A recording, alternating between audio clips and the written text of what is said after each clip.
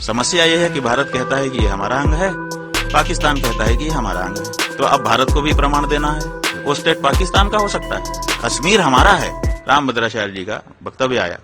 रामभद्राचार्य जी कह रहे हैं कि अभी मुक्तेश्वरानंद को एबीसीडी नहीं आती है राजनीति की, भारतीय राजनीति की एबीसीडी नहीं आती है। एबीसीडी शब्द जो है अंग्रेजी का है, काखा भी कह सकते थे तो ज्यादा अच्छा लगता उनके मुख से कि एक भारत का विद्वान बोल रहा है। खैर, तो वो कह रहे हैं कि अभी मुक्तेश्वरानंद को राजनीति की एबीसीडी नहीं आती। हम ये कह रहे हैं कि कश्मीर के मामले में समस्या क्या है। समस्या यह है कि भारत कहता है कि ये हमारा अंग है, पाकिस्तान कहता है कि ये हमारा अंग है। जब दो लोग किसी एक वस्तु पर दावा करते हैं तो प्रमाण की जरूरत पड़ जाती है कि प्रमाण दो कि ये तुम्हारा है। तो अब भारत को भी प्रमाण देना है, पाकिस्तान को भी प्रमाण देना है। तो भारत क्या प्रमाण देगा? अभी तक तो हमारे पास बड़ा प्रमाण था कि देखिए ये हिंदुस्तान का हिस्सा है, इसलिए यहां हिंदू कानून लागू है। रणवीर दंड संहिता जो राजा रणवीर जी के समय लागू की गई थी, रणवीर दंड संहिता विक्रम संवत 1979 विक्रम संवत में वो कानून बना है। उसके साथ ईस्वी सन नहीं लिखा है, विक्रम संवत लिखा है। विक्रम संवत हमारा हिंदुओं का संवत है।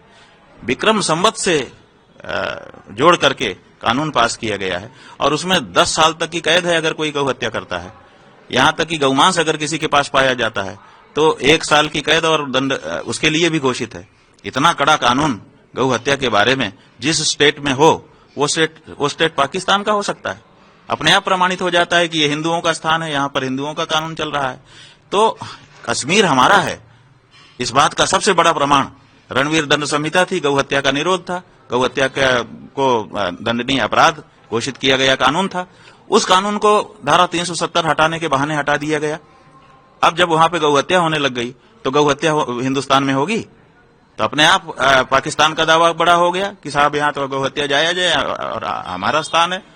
तो रणवीर दंड संहिता इस बात का प्रतीक है। गौ हत्या दंडनीय अपराध जिस भूमि पर है वो भूमि हिंदुस्तान की ही हो सकती है। चीख चीख करके पुकार करके ये कानून कह रहा था। तो फिर राजनीति जानने वालों ने इतने बड़े प्रमाण को वहां से क्यों हटा दिया? 370 धारा हटाने के नाम पर आपने ये क्यों किया? और आपने पूरे देश में लागू कर दिया भारतीय जो पिनल कोड था, इंडियन पिनल कोड, भारतीय दंड संहिता, उसको अब भारतीय न्याय संहिता 2023 कहा जा रहा है। तो भारतीय न्याय संहिता में आपने वो प्रावधान क्यों नहीं लाए जो प्रावधान पहले से वहां रणवीर दंड संहिता के माध्यम से लागू थे?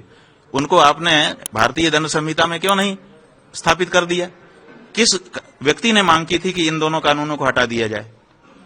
किसी ने मांग तो नहीं की थी। रणवीर दंड संहिता की धारा 298 का और 298 का वो किस कारण से भारतीय न्याय संहिता का हिस्सा नहीं बन सकी? क्यों हटा दिया गया? इसका मतलब है मतलब हम वहां पे गो हत्या पर जो प्रतिबंध परंपरा से वहां पर था, कानून था, उस कानून को वहां पे लागू रखा जाए ताकि गौ हत्या उस जगह पर ना हो सके। इससे दो चीज होती है, एक तो हम हिंदुओं की भावना की सुरक्षा होती है और दूसरे उस स्थान पर हिंदुओं का आधिपत्य रहा है, वहां पर हिंदू कानून चलते रहे हैं, इसलिए वो स्थान हिंदुस्तान है। ये बहुत बड़ा प्रमाण है। तो दोनों ही राजनीतिक दृष्टि से भी ये आवश्यक है और भावनात्मक दृष्टि से और धर्मशास्त्र की दृष्टि से भी आवश्यक है।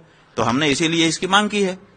तो इसमें लोग कह रहे हैं कि हमारा वक्तव्य उल्टा है। उल्टा नहीं है, कंट्रोवर्सी इसलिए बन गई है। हाँ, आप 370 की मांग कर रहे हैं कि गो हत्या की मांग? भाई हम मांग कर रहे हैं कि 370 धारा हटाने के नाम पर जो आपने रणवीर दंड संहिता के धारा 298 का और खा हटा दिया, उसके लिए हम कह रहे हैं।